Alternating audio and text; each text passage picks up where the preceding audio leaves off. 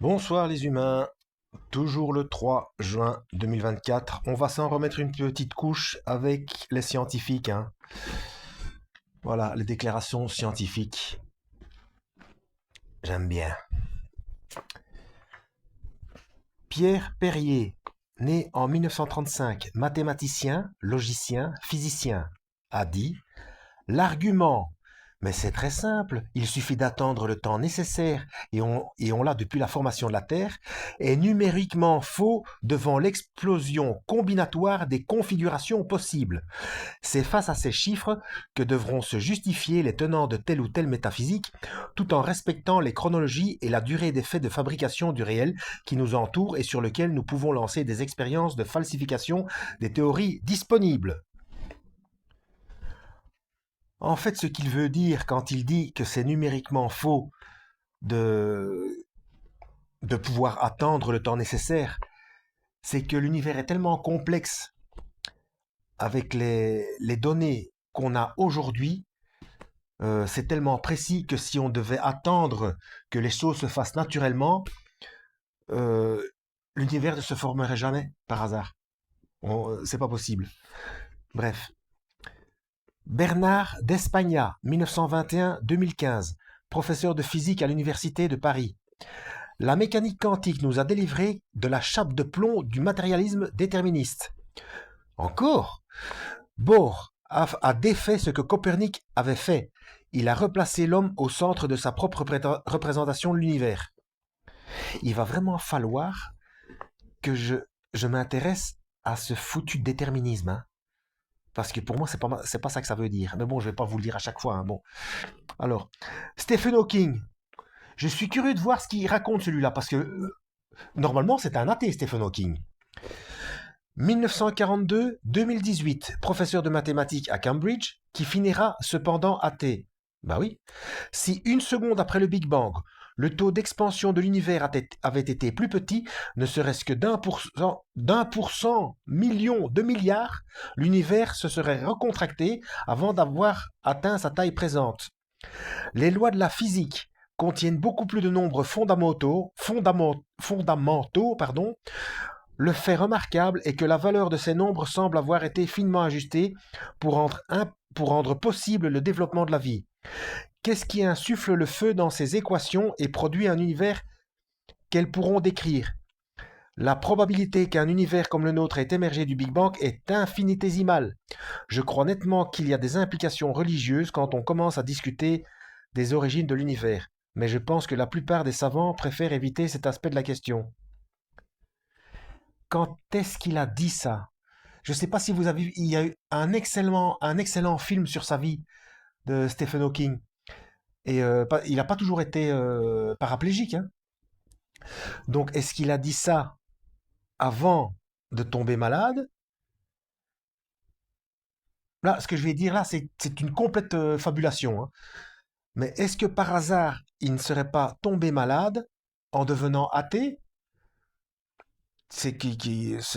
Voilà, en disant que Dieu n'existe pas, avec toute la connaissance qu'il a, que ce, que ce, que ce serait, que c'était blasphématoire de dire que Dieu n'existe pas. Avec toute la connaissance qu'il a et après avoir déclaré ça, être athée, c'est un petit peu comme le fait que, parce que ça aussi, je sais plus quelle secte qui fait ça, dans quelle religion, où ils prient pour le salut des démons et pour le salut de Satan. Non, on ne peut pas. Et là, c'est expliqué dans le livre d'Enoch. C'est on peut pardonner à l'humain parce que il n'a pas vu. Il y a des tas de choses qu'on n'a pas vues. Donc, on a besoin d'avoir la foi. Donc, c'est compliqué pour nous. D'ailleurs, Yeshua, le Christ, a dit que, que nous serons jugés moins sévèrement que les gens du passé qui ont vu les miracles qu'il a fait. Donc des entités comme les anges qui ensuite ont été déchus, donc sont devenus des démons, ils n'ont pas d'excuses. Ils ont vu pendant X temps, si on peut parler de temps, euh, ils ont vu Dieu, ils ont vécu avec lui, c'est même pas qu'ils ont eu les preuves, ils ont baigné dedans.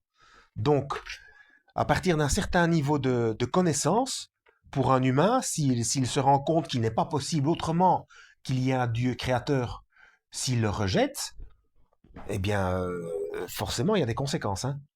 Mais bon, ça, c'était une fabulation. Enfin, le fait que je dise que c'est ça qu'il est possible qu'il soit tombé malade du fait qu'il soit devenu athée, je ne sais pas du tout, hein. Là, pure, pure fabulation de ma part, hein. Bon, on continue. Sir James Hopwood Jeans, 1877 ou 77, 1946, physicien, astronome et mathématicien britannique, a dit: le flot de la connaissance se dirige vers une réalité non mécanique. L'univers commence à ressembler plus à une grande pensée qu'à une grande machine. Hein. L'esprit n'apparaît plus comme un intrus accidentel dans le domaine de la matière. Je regarde vite en dessous s'il y a quelque chose d'intéressant à vous dire dans les références. Non, c'est tout un tas de bouquins. Bon. Simon D.M. Driver, né en 1951, encore vivant, contemporain responsable de la mission Planck en 2015, a dit: l'univers est en train de mourir. L'univers va désormais décliner, glissant doucement vers la vieillesse. Bah oui, c'est le Big Freeze, quoi. Mais je ne vois pas le. Qu'est-ce que ça a à voir avec l'existence d'un créateur? Enfin, ce que lui veut dire par là. Bon, bref. Joe Rosen, né en 1937, professeur de physique à l'Université catholique d'Amérique, a dit: le principe anthropique représente le principe le plus fondamental dont nous disposions. Le principe anthropique est, je crois, ce que nous aurons jamais de plus proche d'une explication ultime. Eh ouais. Allez voir dans mes vidéos précédentes que quand j'explique le principe anthropique. C'est énorme, c'est tellement précis, tellement... Bref. Nicolas Gisin ou Guisin, je ne sais pas, né en 1952, professeur de physique à l'Université de Genève, spécialiste de la mécanique quantique, a dit: les corrélations non locales semblent en quelque sorte surgir de l'extérieur de l'espace-temps. Qui tient la comptabilité de qui est intriqué avec qui? Où est stockée l'information des lieux où un hasard non local peut se manifester? Y a-t-il des anges, entre guillemets, qui maîtrisent un énorme espace mathématique qui comptabilise tout cela? Malgré le sérieux de cette question enfantine, elle n'a encore presque pas reçu d'attention. David Gross, né en 1941, professeur de physique théorique à l'Université de Californie, prix Nobel 2004. Encore un prix Nobel. Le danger du principe anthropique, c'est qu'il est impossible de démontrer son inconsistance. Bah oui, une fois que vous avez étudié le principe anthropique, on se rend compte qu'il est impossible de ne pas en tenir compte. Geoffrey Chew, 1924-2019, professeur de physique théorique à Berkeley. Pour répondre à la question de l'origine de l'univers, il peut être nécessaire de faire appel à Dieu.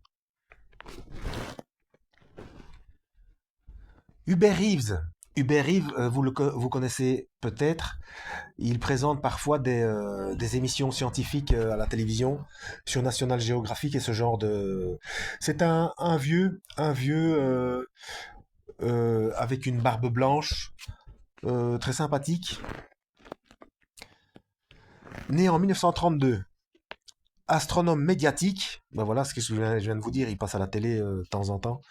Professeur de cosmologie à l'Université de Paris et de Montréal, a dit: les lois régissant les forces physiques possèdent des propriétés remarquables. Elles nous paraissent finement ajustées pour promouvoir la complexité. Des valeurs infimes, des valeurs numériques qui les spécifient suffira à rendre l'univers stérile. Aucune forme de vie, aucune structure complexe n'y serait jamais apparue. Même pas un atome de carbone. Ce que je vous ai déjà expliqué dans la vidéo précédente. Hein. Pour faire un atome de carbone, ça fait partie d'une comment est-ce qu'on dit? D'une des multiples données du principe anthropique. Cette, cette quasi-impossibilité qu'il y ait production d'atomes de carbone dans les étoiles de deuxième génération. Dans les étoiles première génération, c'est même pas la peine d'y penser. Eh bien, malgré ça, c'est le schéma classique. Georges Sallet, 1907-2002, polytechnicien, statisticien, auteur de Hasard et Certitude, opposé au hasard tout-puissant théorisé par Jacques Monod, a dit: Ce ne sont pas ceux qui pensent que les êtres vivants ont été suscités par une intelligence qui font appel au miracle, ce sont ceux qui le nient.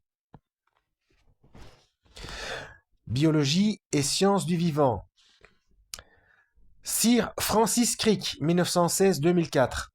Co-découvreur de l'ADN en 1953, prix Nobel de médecine 1962, a dit: présentement, le fossé entre la soupe entre guillemets primitive et le premier système ARN capable de sélection naturelle paraît d'une largeur rédhibitoire. Un honnête homme armé de tout le savoir à notre portée aujourd'hui devrait d'affirmer que l'origine de la vie paraît actuellement tenir du miracle, tant il y a de conditions à réunir pour la mettre en œuvre. Il recommande de noter la beauté intrinsèque de la double hélice de l'ADN. C'est une molécule qui a du style.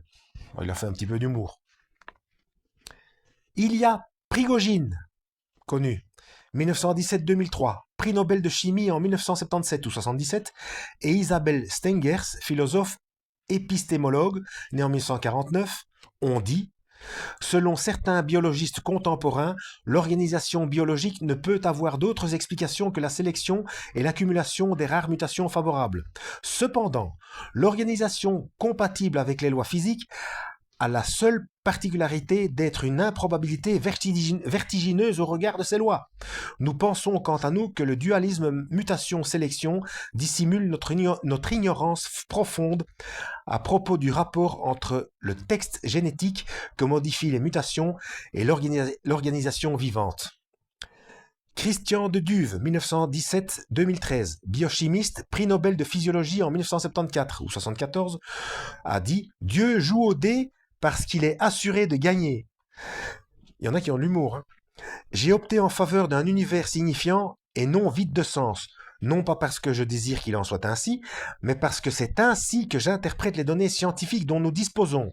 L'univers était gros de la vie et la biosphère de l'homme. Il était gros de la vie, il veut dire au second degré, était enceinte de la vie.